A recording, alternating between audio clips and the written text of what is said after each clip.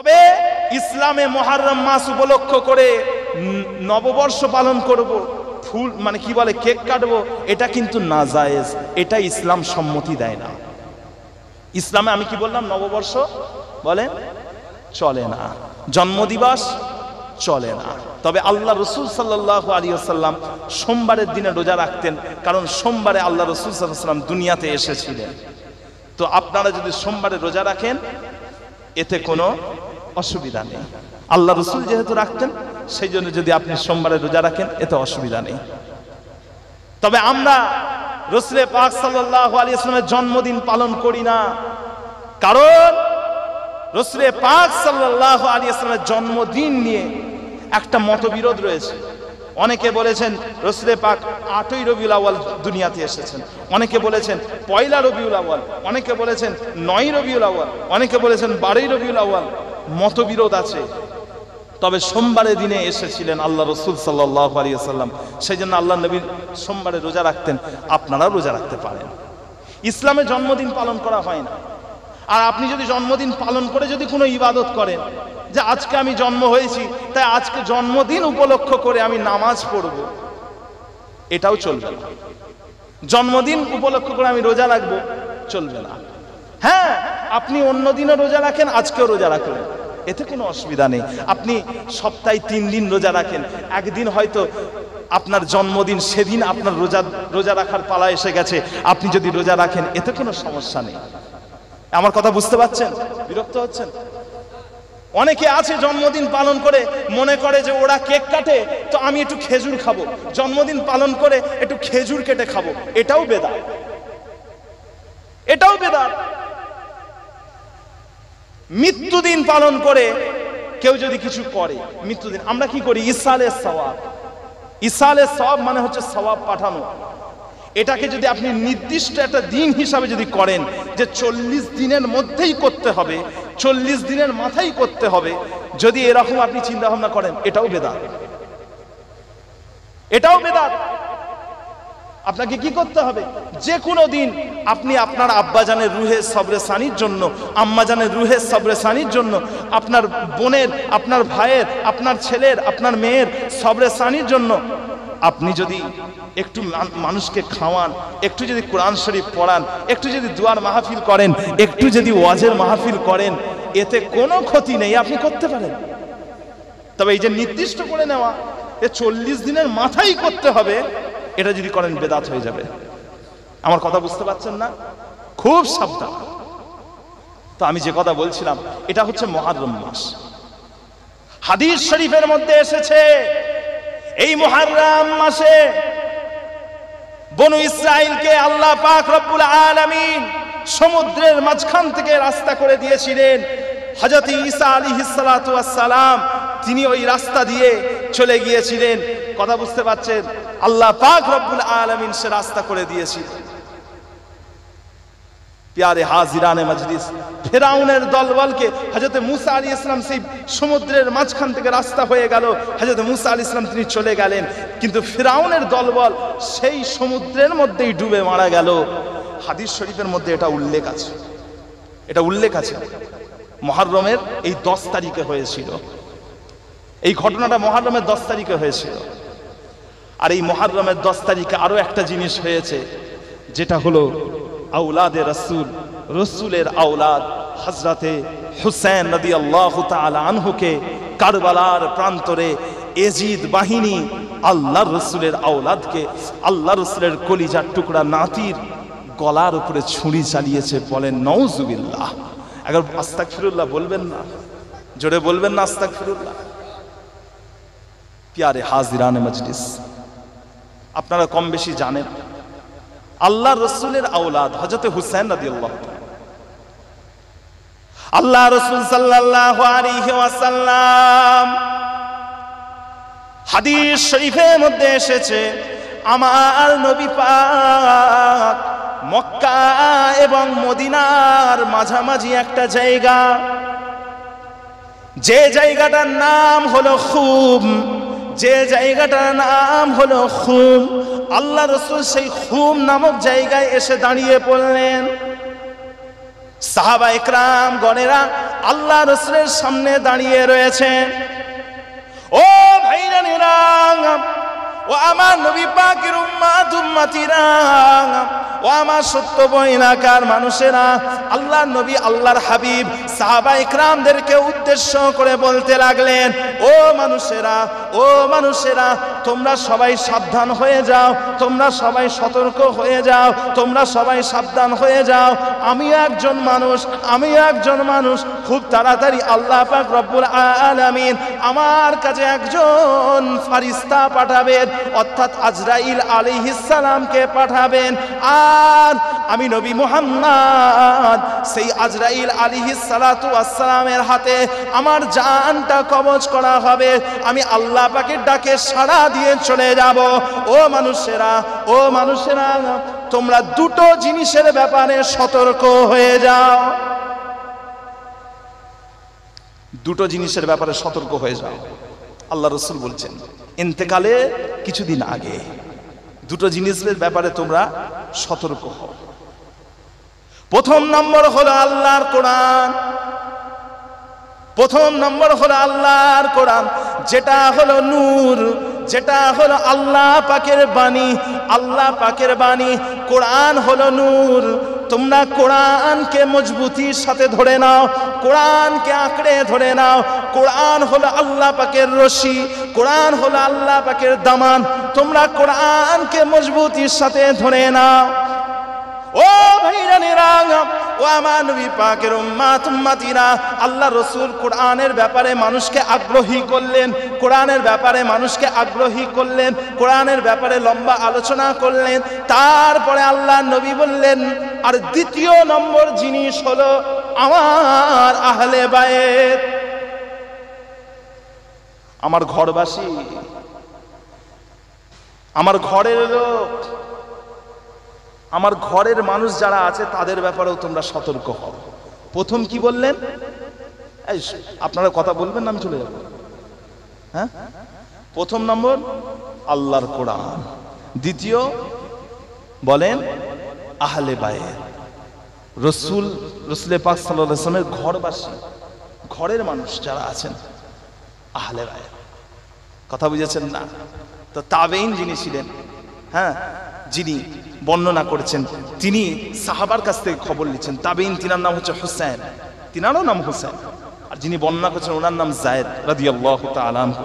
তো হুসাইন তিনি যায়েদ রাদিয়াল্লাহু তাআলাকে জিজ্ঞাসা করলেন যে আহলে বায়েত মানে কি রাসূল পাক সাল্লাল্লাহু আলাইহি ওয়াসাল্লামের আহলিয়াগণ? তিনার কি স্ত্রীদের কথা বলা হচ্ছে? আজওয়াজে মুতাহারাতদের কথা বলা হচ্ছে? আল্লাহ রাসূলের আহলিয়া উম্মাহাতুল মুমিনিনদের ব্যাপারে কথা বলা হচ্ছে? হযরতে যায়েদ রাদিয়াল্লাহু তাআলা আনহু তিনি বললেন, না, শুধুমাত্র আল্লাহর রাসূলের স্ত্রী নয়, শুধুমাত্র আল্লাহর রাসূলের স্ত্রীরা নয়, আহলে বায়েতের অর্থ হচ্ছে অনেক বড়। আল্লাহ রাসূল 4টে বংশের কথা বলেছেন, 4টে বংশের কথা বলেছেন। আল্লাহর নবী আমার 4টে বংশের কথা বলেছেন।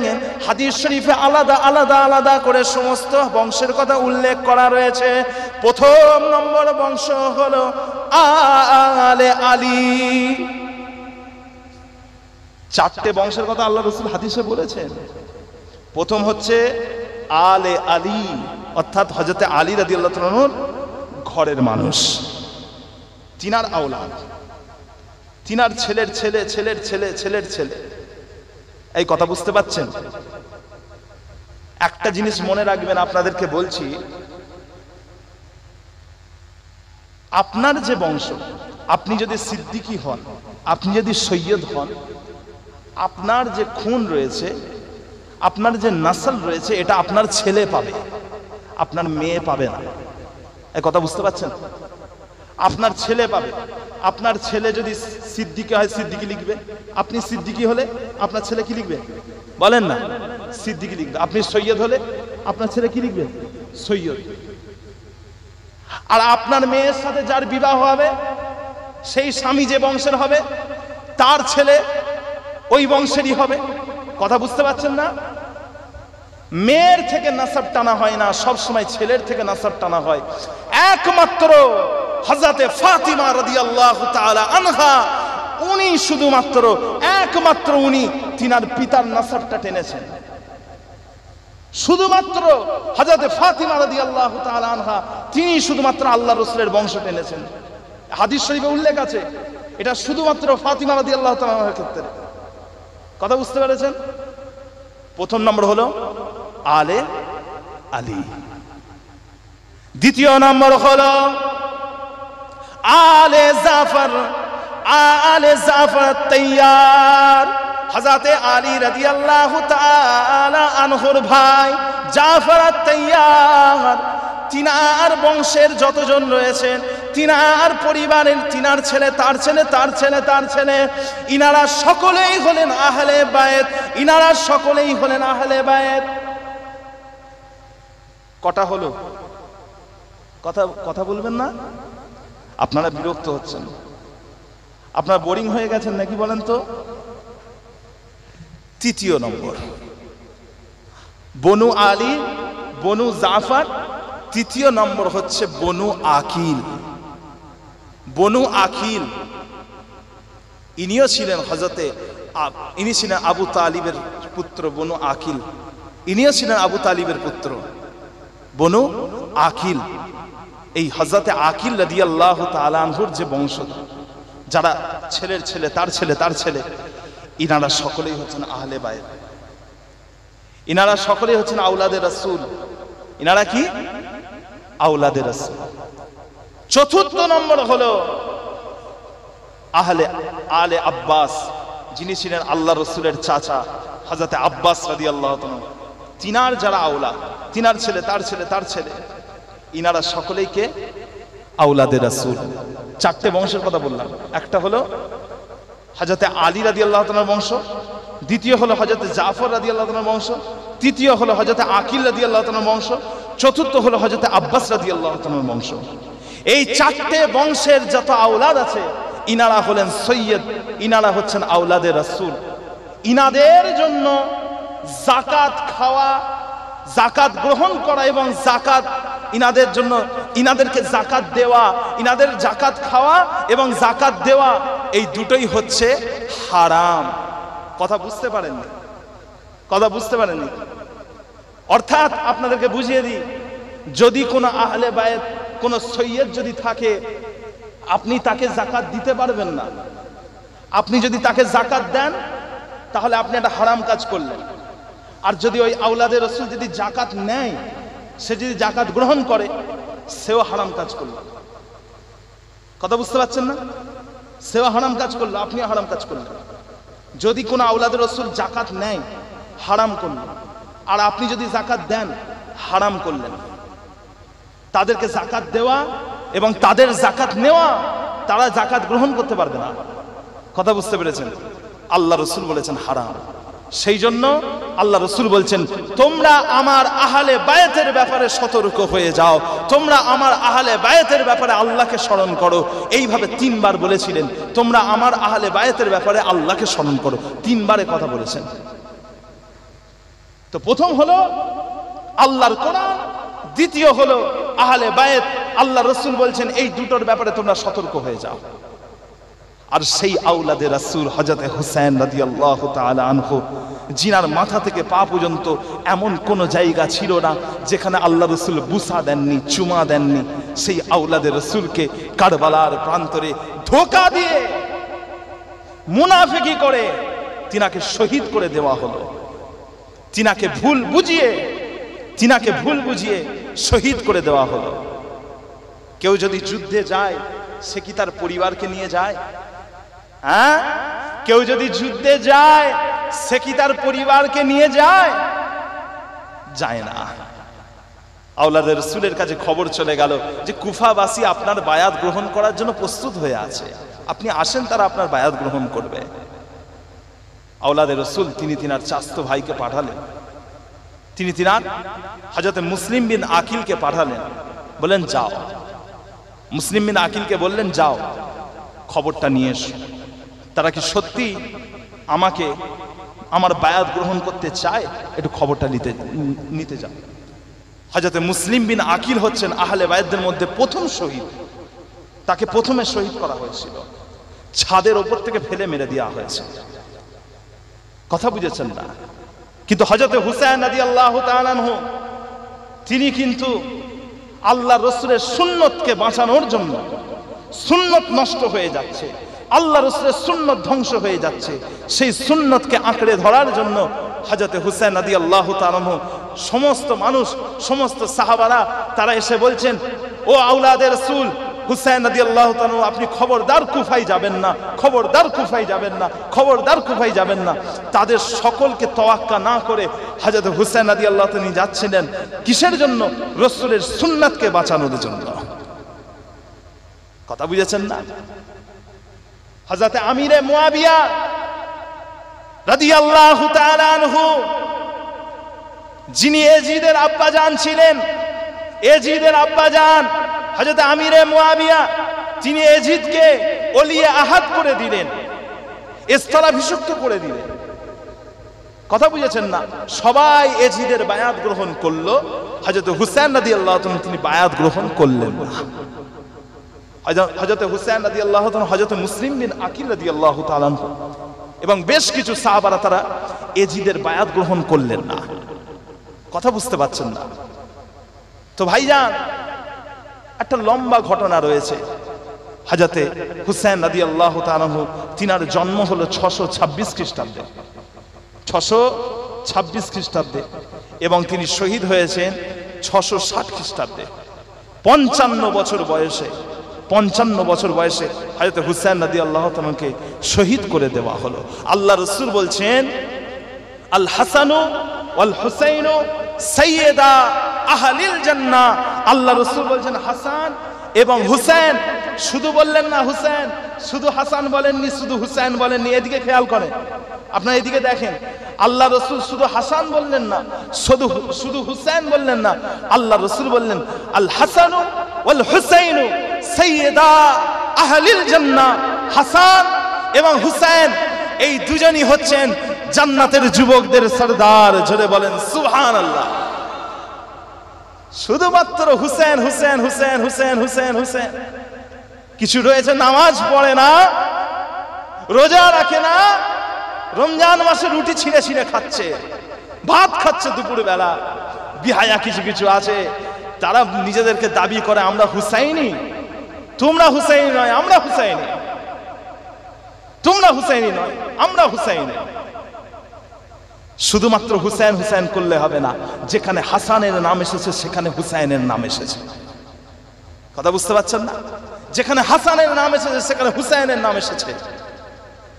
রসুলকে ভালোবাসি, রসুলের লাঠিটাকে ভালোবাসি না। বিহায়া, রসুলকে ভালোবাসি, রসুলের লাঠিটাকে ভালোবাসি না। হাসানকে ভালোবাসি, হুসাইনকে ভালোবাসি না। বিহায়া। কথা বুঝতে পারছেন না? যে খুব সাবধান। কিছু কিছু আছে, এরা নিজেদেরকে মুসলমান দাবি করে, এদের সাথে আল্লাহ রসুল বলছেন যারা মুখে এইভাবে মারে, মুখে মারে, আল্লাহ রসুলের হাদিস, যারা মুখে মারে, যারা জামা ছিঁড়ে ফেলে, যারা কাপড় ছিঁড়ে ফেলে, যারা জাহেলি যুগের কথাবার্তা বলে, আইয়ামে জাহালিয়াতের যুগে যেসব কথাবার্তা হতো সেসব কথা যারা বলে, হাদিস শরীফের মধ্যে আল্লাহ রাসূল স্পষ্ট জানিয়ে দিয়েছেন তারা আমার কেউ নয়, তারা আমার কেউ নয়। আল্লাহ রাসূল নিষেধ করেছেন, তোমরা যদি কেউ মুখে আঘাত করো, জামা ছিঁড়ে ফেলো, জাহেলি যুগের কথা বল, তোমরা আমার কেউ নয়, তোমরা ইসলামের কেউ নয়। আমার কথা বুঝতে পারছেন? কত বড় হুসাইন প্রেমিক। হযরত হুসাইন রাদিয়াল্লাহু তাআলা গিয়েছিলেন সুন্নতকে বাঁচানোর জন্য।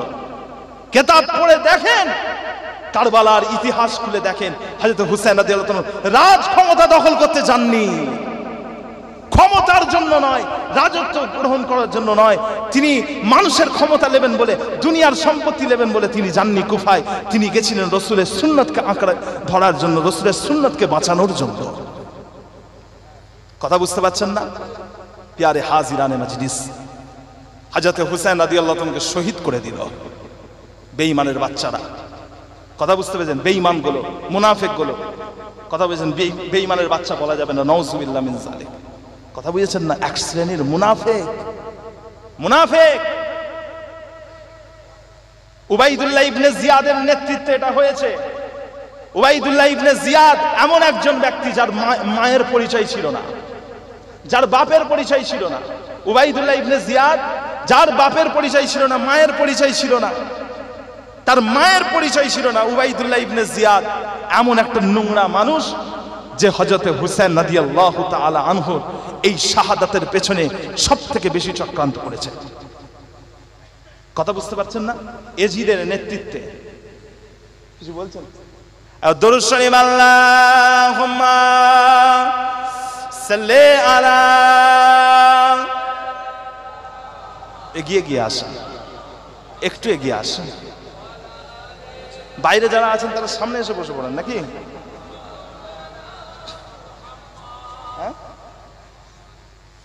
আচ্ছা, আপনারা যদি একটু এগিয়ে আসেন।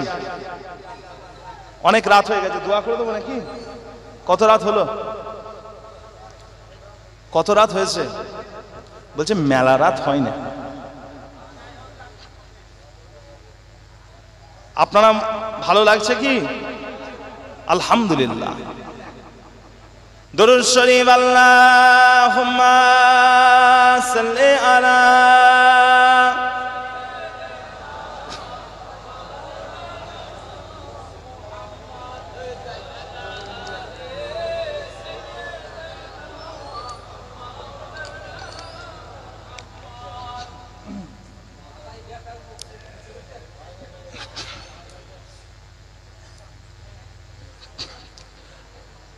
আপনাদের গ্রামের ইমাম সাহেব আমার শফিকুল ইসলাম ভাই, শফিকুল ইসলাম জাফরি ভাই, তাই তো? ঠিক বললাম তো? আপনাদের গ্রামের ইমাম সাহেব খুব মহাব্বত করেন, খুব ভালোবাসেন। তারপরে আমার ভাইজান রয়েছেন, ইনাকে আমি ছোটবেলা থেকে দেখছি, ফুরফুরা শরীফ। ইনার সাথে আজ থেকে সম্পর্ক না, আমার ছোটবেলা থেকে, বাল্যকাল থেকে সম্পর্ক। কথা বুঝতে পেরেছেন? আর আমার আব্বাজানদের সাথে অনেক আগে থেকে সম্পর্ক। তো ভাইজান অনেক মাশাআল্লাহ অনেকেই আছেন চিনা পরিচিত। আমার শফিকুল ইসলাম ভাই এই জলসার কিছুদিন আগে একটা ভিডিওর লিঙ্ক পাঠিয়ে বলেছিলেন যে ভাইজান এই গজলটা বলবেন। আমারই একটা গজল লিঙ্ক দিয়ে বলেছিলেন, হোয়াটসঅ্যাপে পাঠিয়েছিলেন। কথা বুঝতে, ইন্টারনেটে আমাকে দিয়ে বলেছিলেন যে এই গজলটা গাইবেন। कैसे तौसीफ उसकी करूं मैं जिसका कोई भी सानी नहीं है। আমি আমার নবী পাক সাল্লাল্লাহু আলাইহি ওয়াসাল্লামের কি প্রশংসা করব? আমার যোগ্যতা আছে কি? আল্লাহ পাক তো তার মতো দ্বিতীয় কাউকে সৃষ্টি করেননি। সেই জন্য কবি বলছেন कैसे तौसीफ उसकी करूं मैं जिसका कोई भी सानी नहीं है। कैसे तौसीफ उसकी करूं मैं जिसका कोई भी सानी नहीं है। मेरे सरकार की नात है,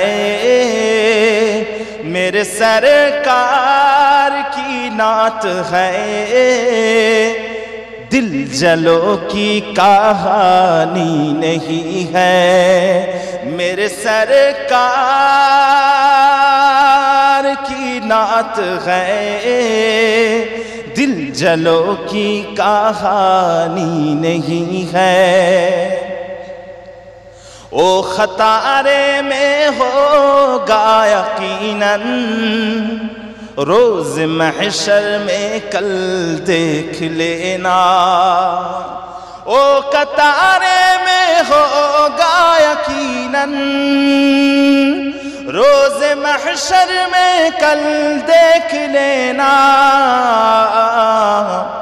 कमली वाले मेरे मुस्तफा की, कमली वाले मेरे मुस्तफा की बात जिसने भी मानी नहीं है। मेरे सरकार की नात है, दिल जलो की कहानी नहीं है। जिस गली से गुजरते थे आका देर तक वो महकती थी हमेशा। আমার রসুলে পাক সাল্লাল্লাহু আলাইহি ওয়াসাল্লাম যেই রাস্তা দিয়ে হেঁটে যেতেন সেই রাস্তাটা অনেকক্ষণ খুশবু হয়ে থাকতো, খুশবুদার হয়ে থাকতো। জুড়ে বলেন সুবহানাল্লাহ। जिस गली से गुजरते थे आका देर तक वो महकती थी हमेशा। जिस गली से गुजरते थे आका देर तक वो महकती थी हमेशा। और के अहमद के खुशबू से बढ़कर, और के अहमद के खुशबू से बढ़कर खुशबू-ए राहे रानी नहीं है। मेरे सरकार की नात है, दिल जलो की कहानी नहीं है। अल्लाहुम्मा सल्ले अला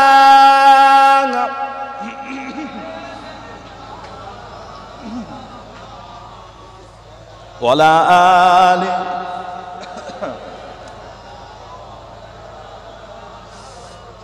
प्यारे हाजिराने मजलिस, কাছের এবং দূরের আমার সমস্ত মুসলমান ভাই ও বোনেরা, যে কথা আলোচনা করছিলাম হযরত হুসাইন রাদিয়াল্লাহু তাআলা আনহু শাহাদাত, কথা বুঝেছেন না? আল্লাহ রাসূল সতর্ক করেছিলেন যে আমার আওলাদের ব্যাপারে সতর্ক হয়ে যাও।